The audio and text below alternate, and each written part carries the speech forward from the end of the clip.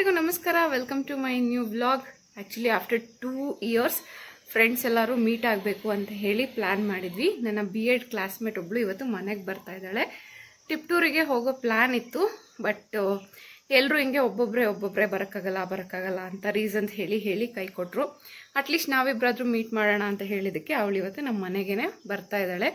ನಮ್ಮದು 5 members group ಇತ್ತು. ಒಬ್ಬಳಂತೂ ಮೆಸೇಜಿಗೆ ಸಿಗಲ್ಲ, ಕಾಣೆನೇ ಆಗೋಗ್ಬಿಟ್ಟಿದ್ದಾಳೆ. ಇನ್ನು ಉಳಿದಿರೋ 4 ಜನ ಹಾಯ್ ಬಾಯ್ ಅಂತ ಚಾಟ್ ಮಾಡ್ಕೊಂಡಿದ್ವಿ. ಅದರಲ್ಲಿ ನಾವು 3 ಜನ ಮೀಟ್ ಆಗಬೇಕು ಅಂದರೆ ಒಬ್ಬಳು ಶಿವಮೊಗ್ಗದಲ್ಲಿದ್ದೀನಿ ಅಂತ ರೀಸನ್ಸ್ ಹೇಳಿದ್ಲು. ನಾವು 3 ಜನ ಮೀಟ್ ಆಗೋದು ಅಂತ ಇದ್ಕೊಂಡ್ರೆ ಅದರಲ್ಲಿ ಒಬ್ಬಳು ಬರೋಕ್ಕಾಗಲ್ಲ, ಫ್ಯಾಮಿಲಿ ಪ್ರಾಬ್ಲಮ್ ಅಂತ ಕೈ ಕೊಟ್ಲು. ಹೀಗೆ ಆಗುತ್ತೆ ಮದುವೆ ಆದಮೇಲೆ, ಅದು ಮಕ್ಕಳಾದ್ಮೇಲಂತೂ ಫ್ರೆಂಡ್ಸು ಮೀಟ್ ಮಾಡ್ತೀವಿ, ಆಚೆ ಹೋಗ್ತೀವಿ ಅಂತ ಅಂದ್ಕೊಂಡ್ರೆ ಅದಂತೂ ಆಗೋದೇ ಇಲ್ಲ. ಸುಮ್ಮನೆ ಪ್ಲ್ಯಾನ್ ಮಾಡಿ ಅದು ಹಂಗೆ ಕ್ಯಾನ್ಸಲ್ ಆಗ್ತಾ ಇರುತ್ತೆ. ಅಟ್ಲೀಸ್ಟ್ ನಾವಿಬ್ಬರಾದ್ರೂ ಮೀಟ್ ಮಾಡೋಣ ಅಂತ ಅಂದ್ಕೊಂಡು ಇವತ್ತು ಒಬ್ಬಳು ಫ್ರೆಂಡು ನನ್ನ ಮನೆಗೆ ಬರ್ತಾ ಇದ್ದಾಳೆ. ಸೊ ಅವಳು ಬಂದ ಮೇಲೆ ಯಾರಂತ ತೋರಿಸ್ತೀನಿ. ಗುರುವಾರ ಜಾತ್ರೆ ಇದೆ ಊರಲ್ಲಿ, ಸಂಗಮೇಶ್ವರ ಸ್ವಾಮಿ ಜಾತ್ರೆ. ಅದಕ್ಕೆ ಮನೆ ಮುಂದೆ ಫುಲ್ ಎಲ್ಲ ಲೈಟಿಂಗ್ಸ್ ಬಿಟ್ಟು ಅರೇಂಜ್ಮೆಂಟ್ ಮಾಡ್ತಾ ಇದ್ದಾರೆ ಊರ ಜನ. ನೈಟ್ ಅಂತೂ ಸಖತ್ತಾಗಿರುತ್ತೆ ಲೈಟಿಂಗ್ಸ್ ನೋಡೋದಕ್ಕೆ. ಸೊ 2 ಹಳ್ಳಿಯವರು ಸೇರಿಕೊಂಡು ಜೋರಾಗಿ ಮಾಡ್ತಾರೆ ಜಾತ್ರೆನ. ಜಸ್ಟ್ ನನ್ನ ಫ್ರೆಂಡ್ ಬಂದ್ಲು, ಇವಳೇ ನನ್ನ ಫ್ರೆಂಡು ಲಾವಣ್ಯ ಅಂತ. ಇವಳಿಗೂ 2 ಮಕ್ಕಳು, ದೊಡ್ಡೋಳ ಮಗಳು, ಚಿಕ್ಕೋನ್ ಮಗ. ಇಬ್ಬರಲ್ಲಿ ಯಾರನ್ನಾದ್ರೂ ಒಬ್ರನ್ನಾದ್ರೂ ಕರ್ಕೊಂಬರ್ತಾಳೆ ಅಂತ ಅಂದ್ಕೊಂಡಿದ್ರೆ ಒಬ್ಬಳೇ ಬಂದಿದ್ದಾಳೆ. ಬಂದಿದ ತಕ್ಷಣ ನನ್ನ ಮಗನ ಎತ್ಕೊಂಡು ಆಟ ಆಡಿಸ್ತಾ ಇದ್ಲು. ಅವನಂತೂ ಎತ್ಕೊಳ್ಳೋದಕ್ಕೆ ಸಿಗಲ್ಲ, ಆದಷ್ಟು ಕೆಳಗಿರೋದಕ್ಕೆ ಇಷ್ಟಪಡ್ತಾನೆ. ಅದಾದಮೇಲೆ ನಮ್ಮ ತೋಟನೆಲ್ಲ ಓಡಾಡಿಸ್ಕೊಂಡು ಕರ್ಕೊಂಡು ಹೋಗೋಣ ಅಂತ ಹೇಳಿ ಬಂದೆ. ಟೈಮ್ ಪಾಸ್ ಆಗಬೇಕಲ್ಲ ಸಂಜೆವರೆಗೂ. ನನ್ನ ತಮ್ಮ ತೋಟದಲ್ಲೇ ಇದ್ದ, ರೋಟ್ರು ಹೊಡಿತಾ ಇದ್ದ. ಆಲ್ಮೋಸ್ಟ್ ಇವಾಗ ವೆಕೇಷನ್ಸ್ ಇರೋದ್ರಿಂದ ತೋಟದಲ್ಲೇ ಇರ್ತಾನೆ. ನಮ್ಮ ತೋಟ ಹೇಗಿದೆ ಅಂತ ನೀವು ಅಡಿಕೆ ಕೀಳ್ಸೋ ಕೆಲಸದ ವ್ಲಾಗಲ್ಲಿ ನೋಡಿರ್ತೀರಾ. ಈಗ ಮತ್ತೆ ಒಂದು ಚಿಕ್ಕದಾಗಿ ನಮ್ಮ ತೋಟ ಹೇಗಿದೆ ಅಂತ ತೋರಿಸ್ಬಿಡ್ತೀನಿ ನೋಡಿ. ರೋಟ್ರು ಹೊಡೆದಿರೋದ್ರಿಂದ ಎಷ್ಟು ನೀಟಾಗಿ ಕಾಣಿಸ್ತಾ ಇದೆ. ಅರ್ಧ ಹೊಡೆದಿದ್ದಾನೆ, ಇನ್ನೊಂದು ಅರ್ಧ ಇದೆ. ನಮ್ಮ ತೋಟದಲ್ಲಿ ತುಂಬಾನೇ ಹಣ್ಣಿನ ಗಿಡಗಳಿದಾವೆ ನೋಡಿ. ಇದು ಪಪ್ಪಾಯ ಗಿಡ, ಒಂದು ಹಣ್ಣು ಬಿಟ್ಟಿದೆ ಆಲ್ರೆಡಿ. ಇನ್ನು ಅಲ್ಲಿ ಮಾವಿನ ಮರನ ಹಾಕಿದೀವಿ. ಇಲ್ಲಂತೂ ರಸಪುರಿ ಮಾವಿನ ಹಣ್ಣು ತುಂಬ ಜಾಸ್ತಿ ಬಿಡುತ್ತೆ, ಬಟ್ ಕೀಳೋದಕ್ಕೆ ಟೈಮ್ ಇರಲ್ಲ ಅಷ್ಟೇ. 2 ವರ್ಷಕ್ಕೆ ಒಂದ್ಸಲ ಬಿಡುತ್ತೆ. ಲಾಸ್ಟ್ ಇಯರ್ ತಿನ್ನೋಕ್ಕಾಗಿರಲಿಲ್ಲ. ಮಾವಿನಕಾಯಿ ಇಳ್ಸೋದಕ್ಕೆ ಬಳಸೋ ಅಂತ ರೋಟಿ. ಇದಕ್ಕೆ ನಾವು ಮಾವಿನಕಾಯಿ ಹಿಂಗೆ ಹಾಕೊಂಡು ಎಳೆದ್ರೆ ಮಾವಿನಕಾಯಿಗಳು ಇದ್ರೊಳಗೆ ಹಿಂಗೆ ಟಪಾರ್ ಅಂತ ಬೀಳ್ತವೆ. ಅದು ಮಾವಿನಕಾಯಿ.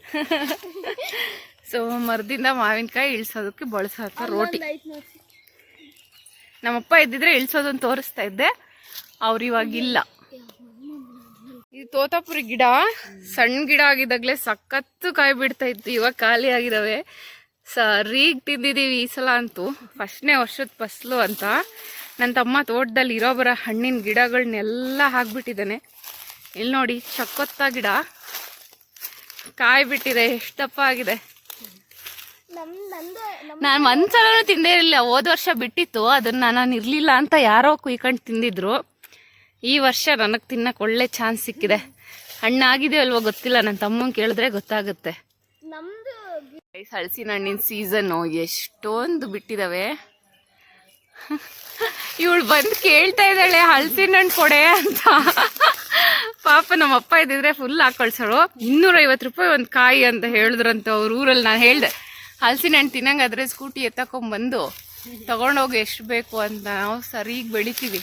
ಒಂದಲ್ಲ ಅಂತ 3-4 ಹಲಸಿನ ಮರಗಳಿದಾವೆ ತೋಟದಲ್ಲಿ. ಯಾರ್ಯಾರಿಗೋ ಕೊಡ್ತೀವಂತೆ, ಫ್ರೆಂಡ್ಸ್ಗಳಿಗೆ ಕೊಡಲ್ವಾ. ಪಚ್ಚಬಾಳೆ ಗೊನೆ ನೋಡಿ ಎಷ್ಟು ಚೆನ್ನಾಗಿ ಹೊಳ್ದಿದೆ. ಸರಿಗಿರ್ತವೆ ಹಣ್ಣಂತೂ. ಹಣ್ಣು ಮಾಡಿದ್ರೆ ಹಣ್ಣಿಗೆ ಬಂದಿದೆ ಅನ್ಸುತ್ತಲ್ಲ. ಕುಯ್ಕೊಂಡೋಗಿ ಇಡ್ಬೇಕು ಹಣ್ಣಿಗೆ. ನನ್ನ ತಮ್ಮ ಅಂತೂ ಎಲ್ಲ ಕಡೆ ಬಾಳೆ ಬೆಳೆದಿದ್ದಾನೆ. ಅದು ಪುಟ್ಬಾಳೆ ಗಿಡ, ಅದು ಕೂಡ ಗೊನೆ ಬಿಟ್ಟಿದೆ.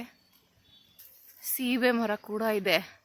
ನಮ್ಮ ತೋಟದಲ್ಲಿ ಇಂಥ ಮರ ಇಲ್ಲ ಅನ್ನಂಗಿಲ್ಲ. ಇರೋ ಬರೋ ಮರಗಳನ್ನೆಲ್ಲ ಒಂದೊಂದು ಹಾಕಿದ್ದಾರೆ. ಪಪ್ಪಾಯ ಮರದಲ್ಲಿ ಎಷ್ಟೊಂದು ಹೂವು ಬಿಟ್ಟಿದೆ ನೋಡಿ. ಇಲ್ಲೇ ಈ ಗಿಡದಲ್ಲೇ ನಮ್ಮ ಅಜ್ಜಿ ಕಿತ್ತು ಕಟ್ಟಿ ಕೊಡೋರು ನಾನು BEdಗೆ ಹೋಗೋವಾಗ ಮುಡ್ಕೊಂಡು ಹೋಗೋಕ್ಕೆ. ನಾವು ತೋಟ ಎಲ್ಲ ಓಡಾಡ್ಕೊಂಡು ಬರೋ ಅಷ್ಟರಲ್ಲಿ ಮಧ್ಯಾಹ್ನ ಊಟದ ಟೈಮ್ ಆಗಿತ್ತು. ಸೊ ಊಟಕ್ಕೆಲ್ಲರೂ ಆಚೆ ಹೋಗೋಣ ಅಂತ ಹೇಳಿ ನನ್ನ ಫ್ರೆಂಡನ್ನು ಕರ್ಕೊಂಡು ಹೊರಟಿದ್ದೀವಿ. ಸ್ಕೂಟಿಯಲ್ಲಿ ಬರ್ತೀವಿ ಅಂದ್ವಿ. ನನ್ನ ತಮ್ಮ ಎಲ್ರಿಗೂ ಕಾರಲ್ಲೇ ಆಗುತ್ತೆ, ಒಟ್ಟಿಗೆ ಹೋಗೋಣ ಅಂತಂದ. ಸೊ ಕಾರಲ್ಲಿ ಈಗ ಹೋಗ್ತಾ ಇದ್ದೀವಿ. ಹಿಂದೆಗಡೆ ನಾನು ನನ್ನ ಫ್ರೆಂಡು ಭೂಮಿಕಾ ಕೂತಿದ್ವಿ. ನನ್ನ ಮಗಳು ಮಧ್ಯದಲ್ಲಿದ್ಲು, ಆ ಕಡೆನೂ ಇಲ್ಲ ಈ ಕಡೆನೂ ಇಲ್ಲ ಅನ್ನೋ ಥರ. ಮುಂದೆಗಡೆ ನಮ್ಮಮ್ಮ ಅವ್ನು ರಿಶ್ವಿಕ್ನ ಎತ್ಕೊಂಡಿದ್ರು, ನನ್ನ ತಮ್ಮ ಕಾರ್ ಓಡಿಸ್ತಾ ಇದ್ದ. ಇನ್ನು ಅಲ್ಲಿಂದ ನಾವು ಬಂದಿದ್ದು ಕರುನಾಡು ಫ್ಯಾಮಿಲಿ ರೆಸ್ಟೋರೆಂಟ್ಗೆ. ತುಂಬಾ ಚೆನ್ನಾಗಿದೆ ಆ್ಯಂಡ್ ತುಂಬ ಚೆನ್ನಾಗಿ ಮಾಡ್ತಾರೆ ಕೂಡ ಫುಡ್ಡನ್ನು. ಸೊ ನನ್ನ ಫ್ರೆಂಡಿಗೂ ಇಲ್ಲಿ ಟೇಸ್ಟ್ ಮಾಡಿಸೋಣ ಹೇಗಿರುತ್ತೆ ಅಂತ ಅಂದ್ಬಿಟ್ಟು ಕರ್ಕೊಂಬಂದಿದ್ದೀವಿ. ಮಕ್ಕಳನ್ನಿಬ್ಬರೂ ಮೇಂಟೈನ್ ಮಾಡಿಕೊಂಡು ಊಟ ಮಾಡೋದೇ ಒಂದು ದೊಡ್ಡ ಟಾಸ್ಕ್ ಆಗೋಗಿತ್ತು. ನೋಡಿ ಟೇಬಲ್ ಮೇಲೆ ಹತ್ತು ಕೂತ್ಕೊಂಡು ಏನೇನೆಲ್ಲ ಮಾಡ್ತಾ ಇದ್ದಾರೆ ಅಂತ. ಇನ್ನು ಇವತ್ತು ಟ್ಯೂಸ್ಡೇ ಆಗಿರೋದ್ರಿಂದ ನಾನ್ ವೆಜ್ನ ಆರ್ಡ್ರ್ ಮಾಡಿದ್ವಿ, ಚಿಕನ್ ಐಟಮ್ಸು. ಪಾಪ ಹಲಸಿನ ಹಣ್ಣು ಪಪ್ಪಾಯ ಎಲ್ಲ ಬೇಕು ಅಂತಂದ್ಲು. ನನ್ನ ತಮ್ಮಂಗೆ ಹೇಳಿ ಕೀಳ್ಸಿ ತಂದಿಡ್ಸಿದ್ದೀನಿ, ಅವಳು ಹೋಗ್ಬೇಕಾದ್ರೆ ಕೊಟ್ಟು ಕಳಿಸ್ಬೇಕು ಅಂತ. ನಮ್ಮ ಮನೆಯಲ್ಲಿ ಎಲ್ಲರಿಗೂ ಕೊಡ್ತೀವಿ, ಊರಲ್ಲಿರೋರ್ಗೆಲ್ಲರಿಗೂ ಕೊಡ್ತೀವಿ. ನನ್ನ ಫ್ರೆಂಡ್ ಹಂಗೆ ಅಂದಾಗ ನನಗಂತೂ ಬೇಜಾರೇ ಆಗೋಯ್ತು. ಯಾರ್ಯಾರಿಗೋ ಕೊಡ್ತೀವಿ, ನಿನಗೆ ಕೊಡಲ್ಲ ಅಂತೀವಿ. ಸೀಸನಲ್ಲಿ ಯಾವಾಗ ಬೇಕಾದರೂ ಬಂದು ತೊಗೊಂಡೋಗು ಅಂತ ಹೇಳಿದ್ವಿ. ನಮ್ದು 5 ಜನದ ಒಂದು ಗ್ರೂಪ್ ಇದೆ ಅಂತ ಹೇಳಿದ್ನಲ್ವಾ, ಫೋಟೋಸನ್ನು ಹಾಕ್ತೀನಿ. ತುಂಬ ಮಿಸ್ ಮಾಡ್ಕೊಳ್ತೀವಿ. ಅದು ಗರ್ಲ್ಸ್ ಅಂತೂ, ಬಾಯ್ಸ್ ಆದರೂ ಅವಾಗವಾಗ ಫ್ರೆಂಡ್ಸ್ನ ಮೀಟ್ ಮಾಡ್ತೀನಿ ಅಂತ ಹೇಳ್ಬಿಟ್ಟು ಹೋಗ್ಬೋದು. ಗರ್ಲ್ಸ್ದು ಕಷ್ಟ, ಅದಾದಮೇಲೆ ಮದುವೆ ಆಗಿ ಮಕ್ಕಳಾದ್ಮೇಲಂತೂ ಇನ್ನೂ ಕಷ್ಟ. ತುಂಬ ಮಿಸ್ ಮಾಡ್ಕೊಳ್ತೀನಿ ಫ್ರೆಂಡ್ಸ್ನೆಲ್ಲದೂ. B.Edಲ್ಲಿ ಫಸ್ಟ್ ಇಯರಿಂದ ಒಂದು 15 ಡೇಸ್ ಅಷ್ಟೇ ಪರಿಚಯ ಮಾಡ್ಕೊಳ್ಳೋದಕ್ಕೆ ಟೈಮ್ ಹಿಡ್ದಿದ್ದು. ಅದಾದಮೇಲೆ ನಾವು 5 ಜನ ಗ್ರೂಪ್ ಆಗಿದ್ದು ಸೆಕೆಂಡ್ ಇಯರ್ ಮುಗಿಯೋವರೆಗೂ 2 ಇಯರ್ಸ್ ತುಂಬ ಎಂಜಾಯ್ ಮಾಡಿದ್ದೀವಿ, ತುಂಬ ಸುತ್ತಿದ್ದೀವಿ, ತುಂಬ ಮೆಮೊರೀಸ್ಗಳನ್ನ ಕ್ರಿಯೇಟ್ ಮಾಡ್ಕೊಂಡಿದ್ದೀವಿ. ಕಾಲೇಜ್ ಲೈಫ್ ಅಂತೂ ಎಲ್ಲರ ಲೈಫಲ್ಲೂ ಅಷ್ಟೇ ತುಂಬ ಇಂಪಾರ್ಟೆಂಟು. ಹ್ಯಾಪಿ ಡೇಸ್ ಅಂದರೆ ಅದು ಕಾಲೇಜ್ ಡೇಸೇ ಆಗಿರುತ್ತೆ. B.Edಲ್ಲಿ ಇರೋವಾಗಂತೂ ನಾವು ಫ್ರೆಂಡ್ಸ್ ಎಷ್ಟು ಎಂಜಾಯ್ ಮಾಡ್ತಾ ಇದ್ವಿ ಅಂದರೆ, ಬಂಕ್ ಹೊಡೆದು ಬೇಲೂರಿಗೆ ಹೋಗೋದು, ಯಾರದೇ ಬರ್ತಡೇ ಇದ್ರೂ ಬಂಕ್ ಹೊಡೆದು. ನೈನನ್ ಬರ್ತಡೇಗೆ ಒಂದ್ಸಲ ಈ ಶ್ರವಣ ಬೆಳಗೊಳವರೆಗೂ ಹೋಗಿದ್ವಿ ಗಾಡಿಯಲ್ಲಿ, 2 ಗಾಡಿಯಲ್ಲಿ. ಒಂದು ಗಾಡಿಯಲ್ಲಿ ನಾನು ನಯನ, ಇನ್ನೊಂದು ಗಾಡಿಯಲ್ಲಿ ರಶ್ಮಿ ಲಾವಣ್ಯ. ಎಲ್ಲ ಕಡೆ ಸುತ್ತಾ ಇದ್ವಿ. ಅದಾದಮೇಲೆ B.Ed ಮುಗ್ದಿದ್ದು. ಒಬ್ಬೊಬ್ರು ಲೈಫ್ ಒಂದೊಂದು ಥರ ಚೇಂಜ್ ಆಗೋಗಿದೆ.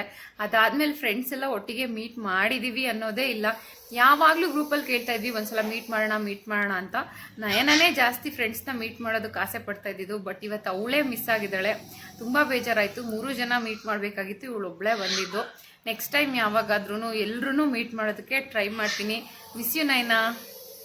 ಮಾರ್ನಿಂಗ್ ಲೈಟಿಂಗ್ಸ್ ತೋರಿಸಿದ್ನಲ್ವಾ, ಈಗ ನೈಟಲ್ಲಿ ಯಾವ ರೀತಿ ಕಾಣಿಸ್ತಾ ಇದೆ ನೋಡಿ. ನೈಟ್ ಅಂದರೆ ಈವ್ನಿಂಗ್ ಟೈಮಲ್ಲಿ ಲೈಟಿಂಗ್ಸು ಇನ್ನೂ ನೈಟು ತುಂಬಾ ಚೆನ್ನಾಗಿರುತ್ತೆ, ಕಲರ್ಫುಲ್ ಲೈಟ್ಸು. ಸೊ ಊಟ ಎಲ್ಲ ಮುಗಿಸ್ಕೊಂಡು ಮನೆಗೆ ಬಂದ್ವಿ. ಇವಾಗ B.Ed ಇಂದನೂ ಮೀಟ್ ಮಾಡ್ಬೇಕು ಅನ್ಕೊಂಡು ಇವಾಗ ಮೀಟ್ ಆಗಿದ್ದೀವಿ. So 8 years of friendship, many more years to go. Thanks ಕಣೆ ಬಂದಿದ್ದಕ್ಕೆ, ತುಂಬ ಖುಷಿ ಆಯಿತು ಮೀಟ್ ಮಾಡಿ. ಮತ್ತೆ ಎಲ್ಲ ಫ್ರೆಂಡ್ಸನ್ನು ಮೀಟ್ ಮಾಡಿದಾಗ್ಲೂ ನನ್ನ ಫ್ರೆಂಡ್ಸ್ನೆಲ್ಲರೂ ತೋರಿಸ್ತೀನಿ, ಯಾವಾಗ್ಲೂ ವ್ಲಾಗ್ ಮಾಡ್ತೀನಿ. ಸೊ ಇದಾಗಿತ್ತು ಇವತ್ತಿನ ವ್ಲಾಗ್. ಮತ್ತೆ ಮುಂದಿನ ವ್ಲಾಗಲ್ಲಿ ಸಿಗ್ತೀನಿ. ಅಲ್ಲಿವರೆಗೂ take care. Thank you so much.